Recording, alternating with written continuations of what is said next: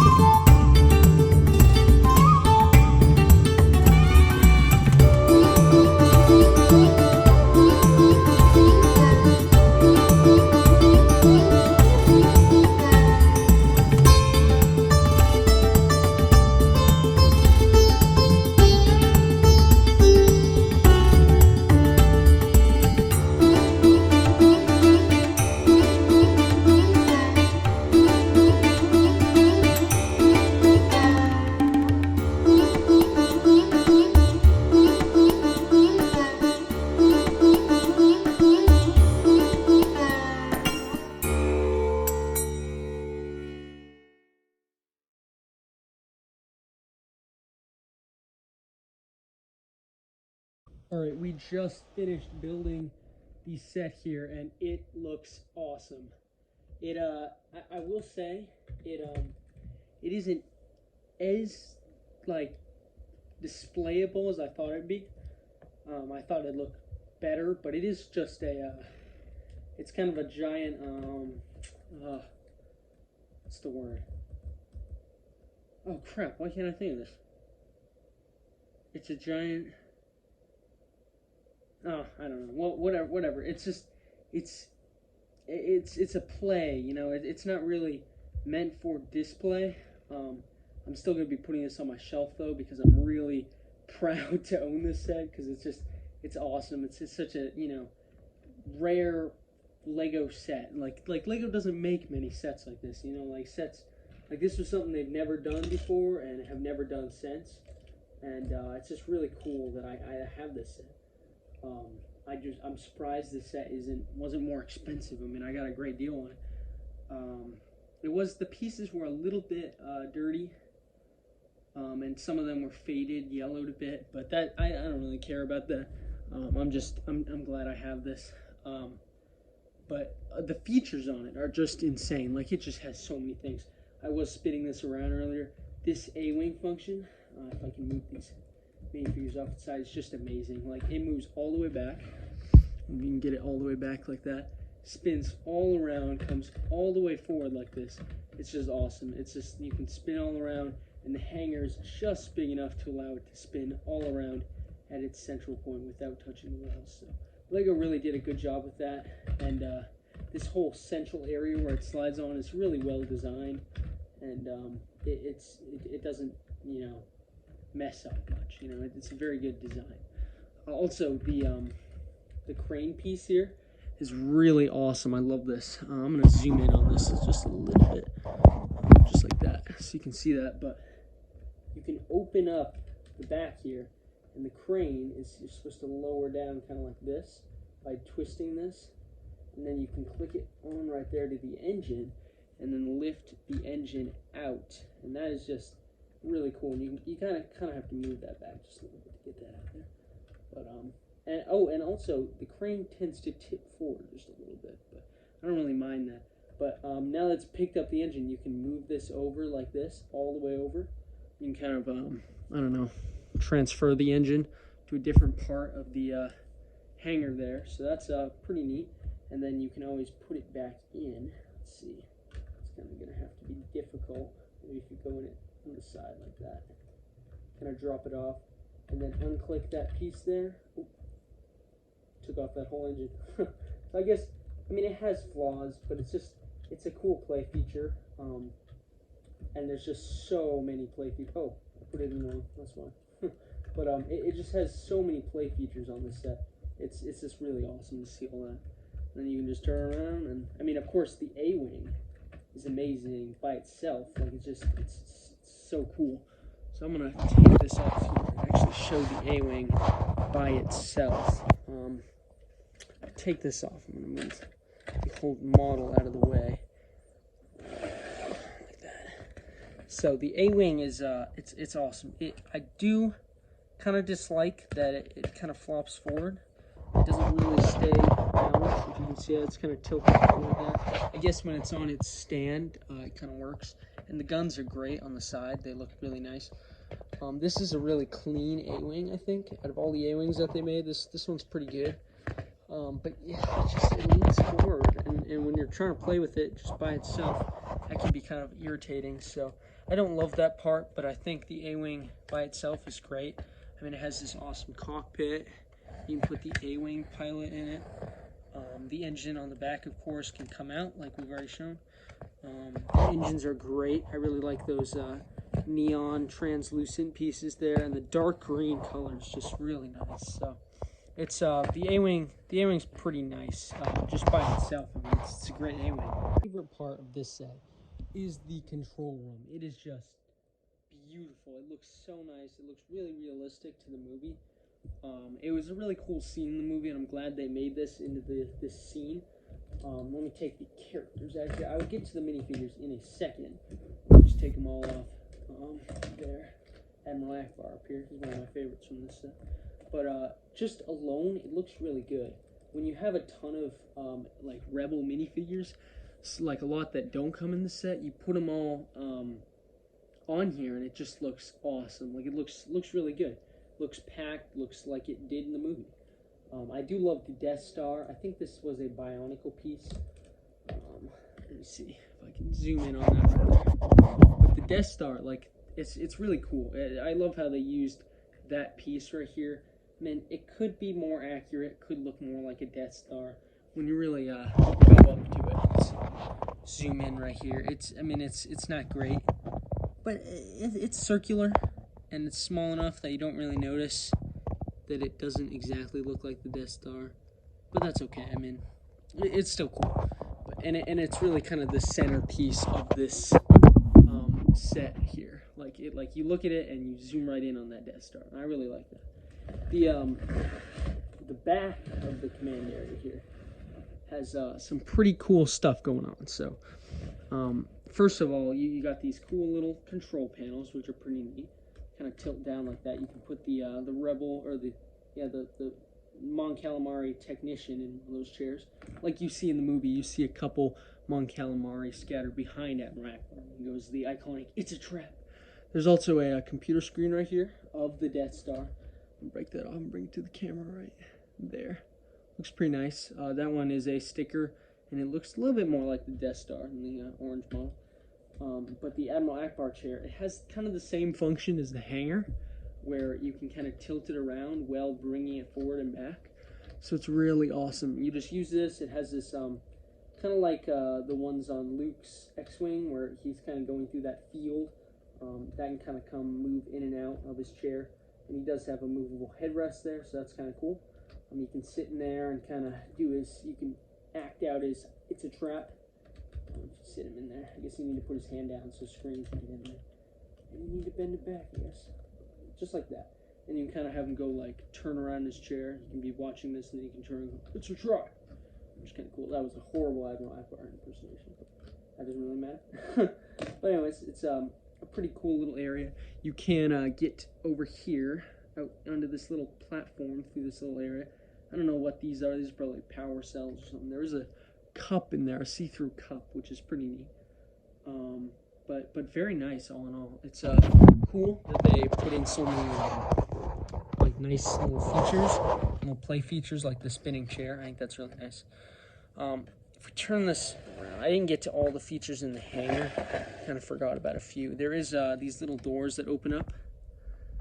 They can kind of close and open up. It's kind of cool, I guess. I don't really know what you would do in there, but they're there, so that's cool. Also over here, there's this little area where the Rebel technician can kind of hang out up here, like fixing something. This is some giant wire thing over here that's really cool. And there's like these cool little stands. This is kind of like a power cell, I guess, or something like that. But he can climb up this little ladder and stand up there. That's really neat. Also up here, there's some cool little shields or something on the sides there. There's one right there and one right there. Those are pretty nice. There's another trap door back here. It's cool. Then there's also this thing, which I don't really get what this is. It's probably just some sort of energy thing. This can kind of tilt down and tip up. It's kind of weird. And also there is this thing. And I am still not quite sure what this does. I guess you kind of remove this and you can like tilt the whole frame a little bit, but then you put it back in and you can't move it, or I guess you still can. Oh, of course. Oh, it's holding this in, so now you can pull the two apart. Okay, that makes sense. All right, I'm gonna take them apart just like that. Okay, that was pretty obvious. So there's this Technic pin right here. That goes in the hole right there, and then this clamps it together. So you can't pull them apart without removing this. It does have some pins right there that hook in right there. And it does have this cool entrance that goes into that entrance, so it's kind of like a hallway between them. But okay, I'm glad I kind of figured that out. So this is it by itself, and this is that. I guess it doesn't look like there's any pins on this side that you can click to that side. But you can separate them if you want to display them. I know this isn't as awesome looking as this, so people might want to just display this.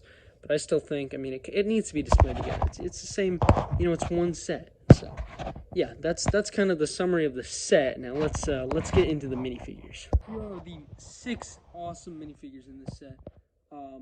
Here we have from the left, Rebel Technician, Mon Calamari Rebel Technician, Admiral Akbar, Crix Medine, Mon Mothma, Lando Calrissian, and an Awing pilot. All of these figures are amazing, great choices. A lot of them were first ever introductions of characters like Admiral Akbar, and 2 of them are the only time these characters have ever appeared in a LEGO set. So that is really awesome. So I love all these figures, but let's kind of go over each one. This is the Rebel Technician. This head mold has been used many times for the Mon Calamari. This is the first time it was ever introduced, though, and I'm really glad that they made this head mold because it looks great, and the chest is exclusive to this minifigure. Not too amazing minifigure. I don't like that its hands are not the same color of his head. It should be dark orange hands, not no normal brown. But I mean, you can kind of forgive that for how awesome the head mold is. Next to him is Admiral Akbar, which is the first time this character was ever made into ABS plastic Lego form. So I really like that. He's a cool figure. He doesn't have a lot of printing, but that's what you would expect for 2009. So not great, but his chest mold is, I think it was used on the 2013 Admiral Akbar, and his head has been used many times, like in there, and I think he was used in the Resistance ITS transport, the new one. So they're still using it to this day. So that's kind of a testament to how awesome that head mold is. Next to him we have Krix Medine. He's not too great of a figure. He was shown in that scene where they're all sitting around there, and I think he's like this ex-Imperial officer, so kind of a cool fig. But his hair is not exclusive. It's been used a million times in Return of the Jedi Luke. Cool sand blue arms, exclusive torso, exclusive head. Kind of boring legs, but I mean, yeah, he's okay. Only time this figure or this character has ever been in Lego form. Same with Mon Mothma here, an awesome, awesome figure. That white cape is super cool, exclusive torso. I don't think that head is exclusive. I think it was used in the Princess Leia from that Endor set, and I think it's also been used on a lot of other Princess Leias. The hair is, of course, Anakin from the Clone Wars hair, which I don't think looks a lot like Mon Mothma. I don't know, I'm going to have to look up a picture of her. But I remember her from the Clone Wars. Like, she had pretty short hair, not like wavy, long, but I don't know. I don't know what she looked like in Return of the Jedi. I'm forgetting what she looked like, but cool figure. First time ever appearance of that character. Next here is Lando Calrissian. This was not the first appearance of him. He was in that Cloud City set, where I think they used that same face. The hair is, generic, black hair. It's been used forever. The cape is pretty cool. Nice sand blue legs. His torso, I don't think it's unique to this set, but it's a cool torso. First time it was ever used. The Awing pilot is my least favorite minifigure from this set because it's very basic, and it's just copying the same design of the 2000 Awing pilot. His yellow visor makes his face look yellow even though it's tan, so I don't love that. Like it just looks like he has a yellow face, like the classic yellow face, even though it's tan. The printing on his helmet's cool, but it's not the new Awing helmet mold, and it's the same one from 2001. Same with the torso and legs, same one from 2000. It's not 2001, it's 2000, by the way. But cool figure nonetheless.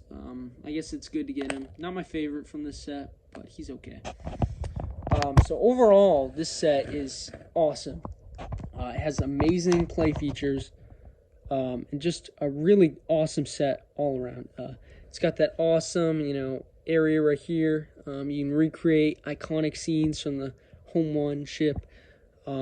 In Return of the Jedi, some awesome play features that kids would absolutely love. If I was a kid in 2009, I would want this set because you could just play with it forever. It doesn't come with any bad guys, but I guess you got to get some other Imperial sets from that time if you want to kind of play with it with kind of a full spectrum of characters. But it's a cool set nonetheless. I don't love that A-Wing guy, pilot. He's probably the only thing I wouldn't like. And that A-Wing doesn't sit quite properly when propped up on a normal chair. But all in all, amazing set. Awesome 30th anniversary Star Wars Return of the Jedi set. And I'm really glad LEGO made this because it's an awesome set. And I'm so glad I can finally add this set to my collection after seeing it so many times in the LEGO Star Wars Visual Dictionary from 2014 that I just poured over. I just love this set. It looks so cool. But really excited to add this. I'm probably going to put it on my shelves. Even though it's not a great display piece, I'll probably put it there just because it's a cool set to have. But anyways, if you like this video, like it down below. Subscribe for more LEGO content like this. Turn on notifications. I don't post videos that often, but I'd like to start making them more often. Like maybe once every week, maybe more than that. I don't know. We'll see. Depends on how much time I have. School's going to be starting soon, so I don't know. We'll see. We'll see. But comment down below if you have any questions, and I'll see you guys in another video. All right, peace out. See you later. Bye.